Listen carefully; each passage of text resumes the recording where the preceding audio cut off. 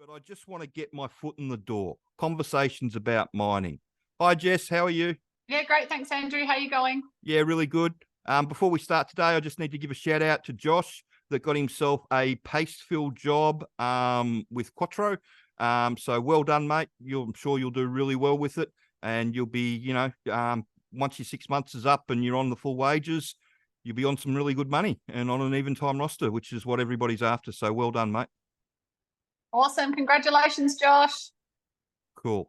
So now we move on to my pet peeve a little bit. I just want to get my foot in the door.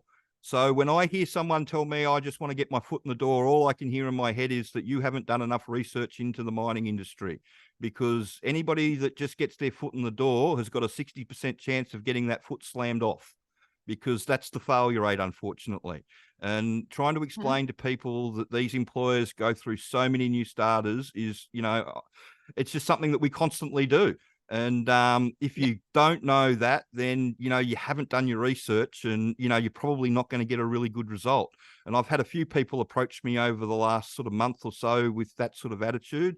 And it's, if you just jump into the industry with rose-colored glasses on, thinking that you're a really good worker, that it's all going to fall into place for you. I've got some bad news for you. I mean, there's so many random things that can happen that you've got no control of if you don't know what's going on. And I know you've had a few issues with people wanting guarantees.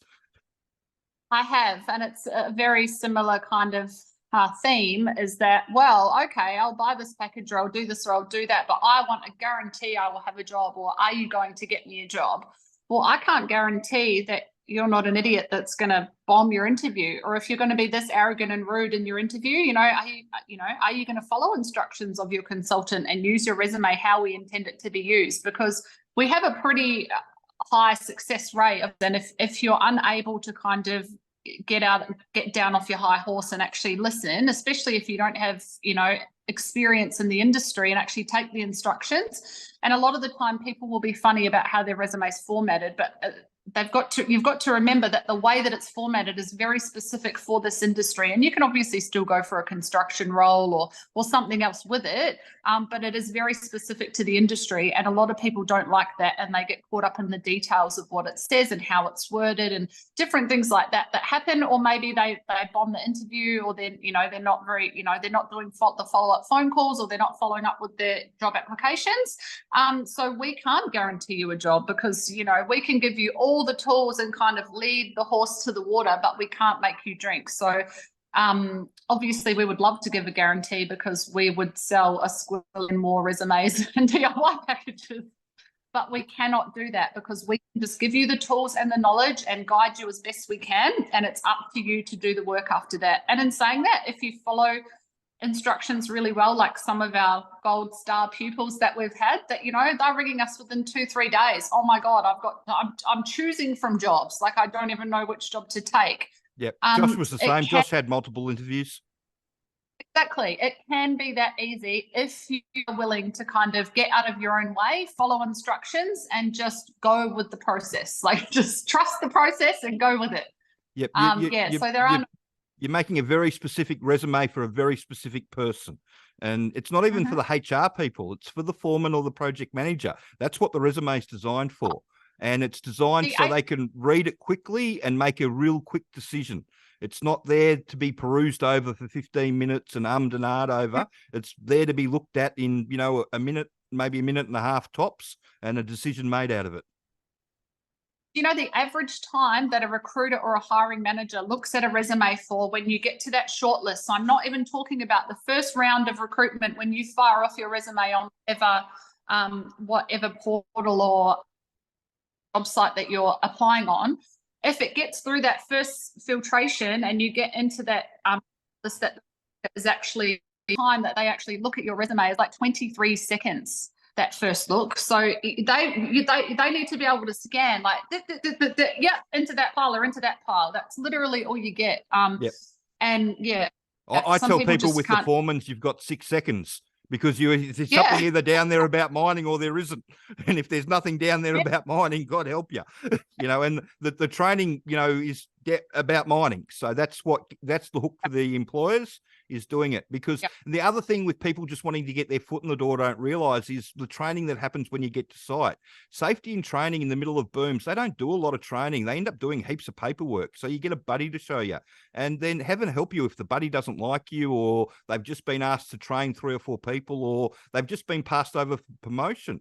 I had a guy, he wasn't on my crew, he was on another crew, and they were getting him to do a lot of training, and they passed him over for promotion, and then they still expected him to do training. And everybody that they gave him after that, nobody succeeded because he just wasn't interested, because he felt like he'd been slighted. So he just didn't put the effort into doing the job anymore. Like, he still got the loads out and all that sort of stuff when he was training people, but he didn't really give them that extra information or take that extra time that he was before, when he thought he was in the hunt with going further up the ladder. And once that got cut up from underneath him, it was real generic. And everybody that he trained after that, they all failed until they stopped giving them to him. And, a lot of people looked at that and went, well, he didn't want to train anymore. He wanted his truck back. And if you just want him to drive a truck, that's all he's going to do. And so it's not fair on the person walking into that situation, but unfortunately that's mining, and you can be walking into those situations. And if you do the training and you walk into a situation like that, you're fine, because you've still got everything that he should be telling you in the training, so you can go and do it yourself. So that's one of the reasons why we wrote the training back in the day, to avoid situations like that. So yeah. When I went in as an offsider, it was onto an exploration site, and the guy that they put me with to train me was an older guy. He was actually a utility or a peggy on site. He was in his 60s. He was Macedonian, and he was a real asshole.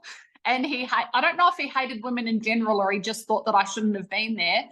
But he literally did not speak a word to me for my first whole 2-week swing. I had to just try and make things up as I went along, and ask other people and just hope someone would help me. And it was horrible. I was like, does this guy hate me? He doesn't want me here. But after he warmed up eventually, once he saw that I was not going to give up, he did warm up eventually. But it was horrible. I could imagine if you didn't have the type of personality or have that resilience in you to kind of push through that, I would have been like, see ya, I don't want to do this. And from his perspective, nothing against you or anything like that, or women in general, but he's probably had 2 or 3 women turn up and fail spectacularly before you. It's like 100%. It's like I say, if they hire 3 plumbers and all 3 plumbers fail, God help you if you're a plumber for the next 6 months trying to get a job. Because they plumber, they're no good. They don't even look at the person or anything like that. It's really, mining's just like that. It just is. So you need something to ground you into it, and so you understand how it all works, so you know exactly what you're walking into. Because otherwise, if you're just trying to get your foot in the door, chances are you're going to get your foot slammed in that door, unfortunately. So. And I didn't do any, I don't even think I got an induction. I got emailed out a document of an induction, but I didn't get any other training at all. I just had to make it up as I went along. And it's just lucky that I kind of had the personality that I did. So yeah, definitely educate yourself before you go. Yep. So and if you're the sort of person that's running around saying, I just want to get my foot in the door, maybe you should do a little bit more research into, what door you're about to walk through. Because, in my experience, people that are saying that, they need a little bit more research. They do. And I think we have a lot of people too that say, oh, I can't afford that. Oh, what a ripoff. I'm not paying that for a course or for a resume. How ridiculous. I think, man, that's an investment in your future. If you can't invest $825 into your future, into getting that role that you could be getting well over $100,000 a year for, then, don't waste your time. It's the first 2 shifts. I had a guy that got a job not too long ago. He did a work ready, and he was like, oh, I just did my first 2 shifts and that paid for the training. And it's just, so I wonder, I really struggle with that at times. Sometimes you got to spend a bit of money to make a bit of money. Cool. So thanks for that. And if you've got any more questions that you'd like answered, please send them through. And if you could share this video around and like and subscribe to the channel. Thanks.